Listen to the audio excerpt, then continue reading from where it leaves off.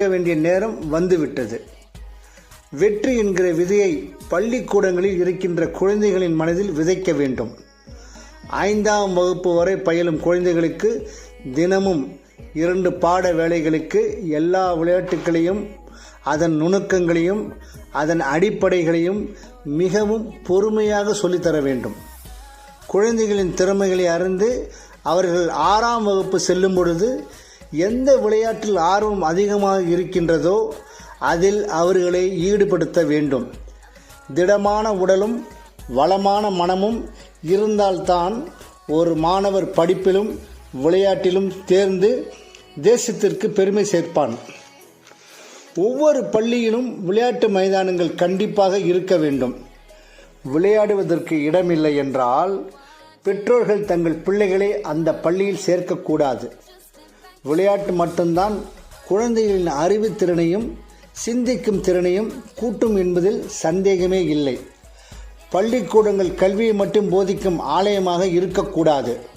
ஒவ்வொரு மாணவனின் திறமைகளை அறிந்து அவர்கள் அந்த துறைகளில் சாதிக்க ஆசிரியர்கள் உறுதுணையாக இருக்க வேண்டும். 140 கோடி இந்தியர்களின் ஒலிம்பிக் கனவை, அதாவது என்று இந்தியா பதக்கப்பட்டியலில் முதல் இடத்தை பிடிக்கும் என்று கனவு காணும் இந்தியர்களின் கனவை நனவாக்கப் போவது யார்?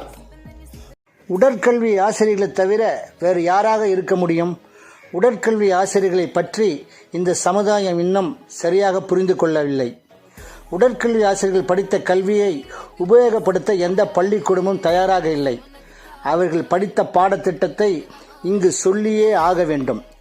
Anatomy, physiology, exercise physiology, psychology, sports psychology, kinesiology, biomechanics படித்து பல திறமைகளை கொண்ட ஆசிரியர்களை விளையாட்டை மாணவர்களுக்கு சொல்லிக் கொடுக்க அனுமதிப்பதில்லை. பள்ளியில் உள்ள இதர வேலைகளை ஈடுபடுத்தி குழந்தைகளின் எதிர்காலத்தை வீணடித்துக் கொண்டிருக்கிறார்கள். தலைமை பொறுப்பில் உள்ளவர்கள் உடற்கல்வி ஆசிரியர்களை விளையாட்டை வளர்ப்பதற்கு மட்டும் பயன்படுத்த வேண்டும். ஒவ்வொரு பள்ளிக்கூடத்திலும் ஆனுவல் ஸ்போர்ட்ஸ் டேவை ஆகஸ்ட் மாதத்திற்குள் வைத்து முடித்து விடுகிறார்கள். பிறகு படிப்பு படிப்பு படிப்பு என்று குழந்தைகளை வாட்டி வதைக்கிறார்கள். விளையாட்டும் கல்வியும் ஒன்று சேர சென்றால்தான் இந்தியா உலக அளவில் பதக்கங்களை வெல்ல முடியும். ஒவ்வொரு 4 வருடங்களுக்கு மட்டும் ஒலிம்பிக்கை பற்றி பேசிவிட்டு பிறகு அதை பற்றி யாரும் பேசுவதில்லை. இனி எல்லோரும் தங்கள் மௌனத்தை கலைத்துவிட்டு செயலில் இறங்க வேண்டும். உடற்கல்வியை நேசிப்போம், உடற்கல்வி ஆசிரியர்களை போற்றுவோம், தேசம் உயர்வதற்கு.